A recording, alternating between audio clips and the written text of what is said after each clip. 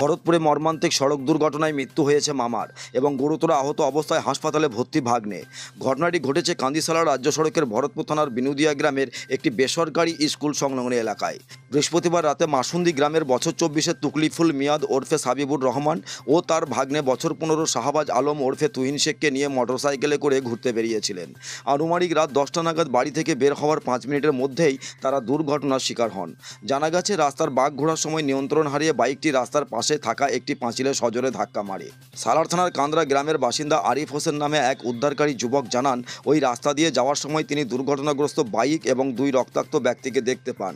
দ্রুত তাদের উদ্ধার করে ভরতপুর গ্রামীণ হাসপাতালে নিয়ে আসা হয়। সেখানে প্রাথমিক চিকিৎসার পর তাদের আশঙ্কাজনক অবস্থা দেখে কান্দি মহকুমা হাসপাতালে রেফার করা হয়। কান্দি মহকুমা হাসপাতালে চিকিৎসকরা তুকলিফুল মিয়াদ ওরফে সাবিবুর রহমানকে মৃত ঘোষণা করেন। বর্তমানে শাহবাজ আলম ওরফে তুহিন শেখ আশঙ্কাজনক অবস্থায় মুর্শিদাবাদ মেডিকেল কলেজে চিকিৎসাধীন।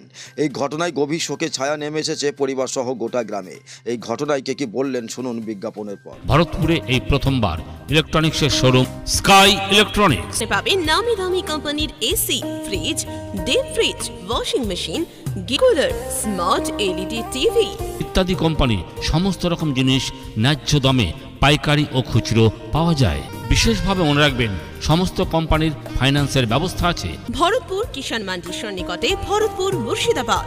আমাদের মোবাইল নাম্বার 7864830468 এবং 9800429021।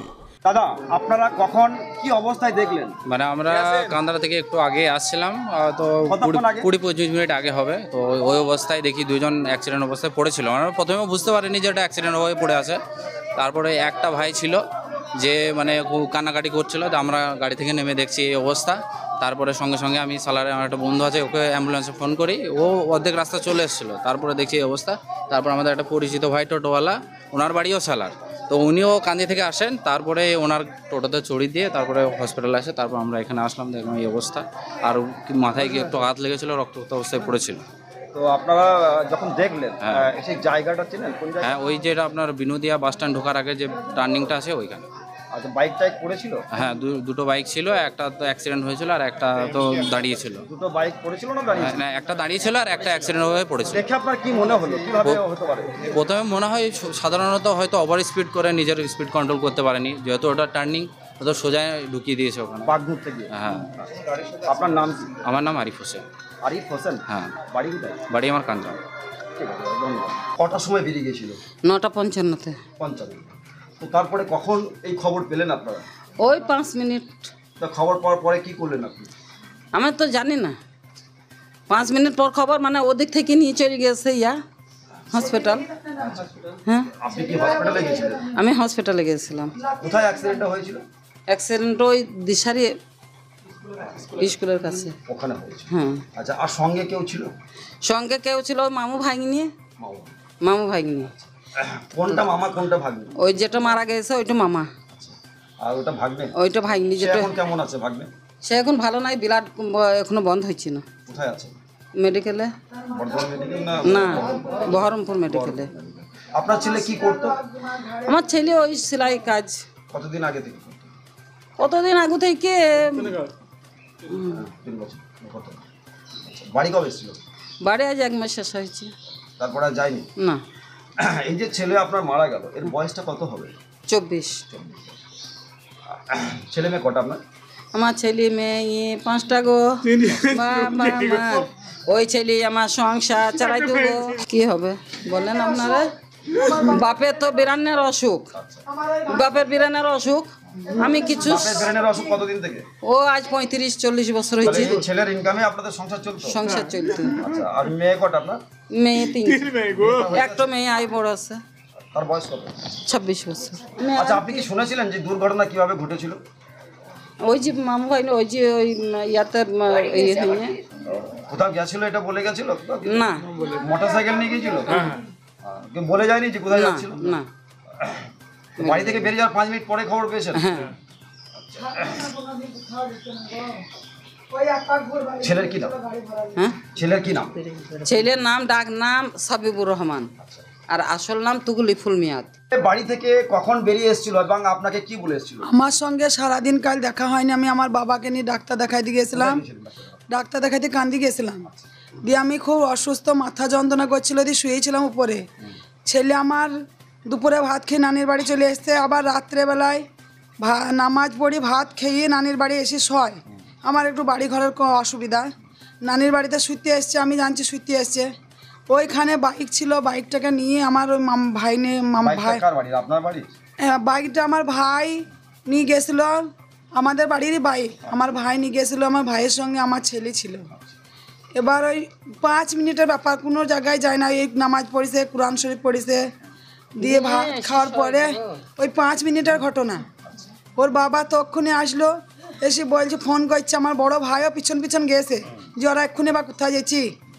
ওই বলে গিয়েছে যে এই দেখছি আমার বড় ভাই বলছি, অমনি ধাক্কা পোলের সঙ্গে যেই ধাক্কা দিছে, আর পোলের সঙ্গে যেই ধাক্কা দিছে আমার ভাই ওইখানে বড় ছোটটা পড়ে গেছে।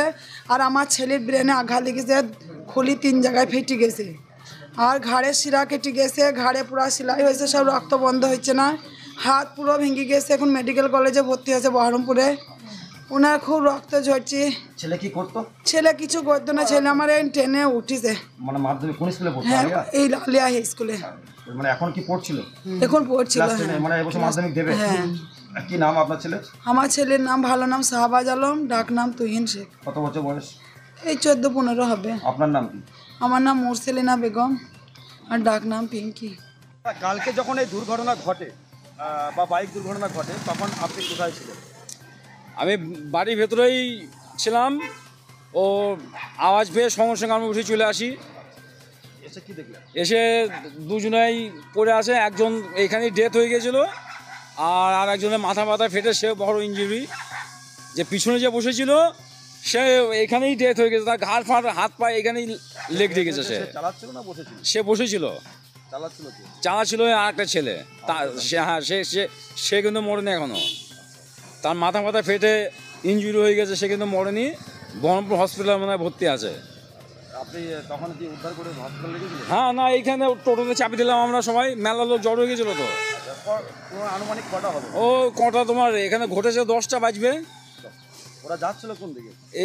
এই বিনোদের দিয়ে সালার দিকে যাচ্ছিল। কোনো গাড়ির সঙ্গে ধাক্কা? না, কিচ্ছু না, ফাঁকা রাস্তা একবারে। তাহলে কিভাবে দুর্ঘটনা ঘটে? ও খুব হাই স্পিডে আসছিল বলছে, খুব হাই স্পিডে এসে একদম এইটা দিয়ে এই টান নিয়ে সামনে নেবে, এইটা দিয়ে নামিয়ে দিয়ে এসে একবার ওই পোলতে বাড়ি গেছে।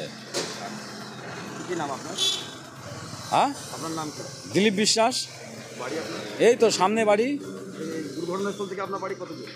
কত হবে? এই তো 50 মিটারও হবে না। আনন্দ সংবাদ উৎসবে উপহারে নিত্য প্রয়োজনে আপনাদের সেবায় নিয়োজিত বিশ্বস্ত বস্ত্র প্রতিষ্ঠান দিশা টেক্সটাইল। পোশাকের জগতে বিপুল সম্ভার নিয়ে হাজির হয়েছে দিশা টেক্সটাইল। কেনাকাটার উপর রয়েছে বিশেষ ছাড়। এখানে পাবেন নামি দামি কোম্পানির shirting, suiting, sari, jeans pant, churidar piece, T shirt সহ রেডিমেড পোশাকের বিপুল সম্ভার। যোগাযোগ নম্বর 6291642488 এবং 7427913100।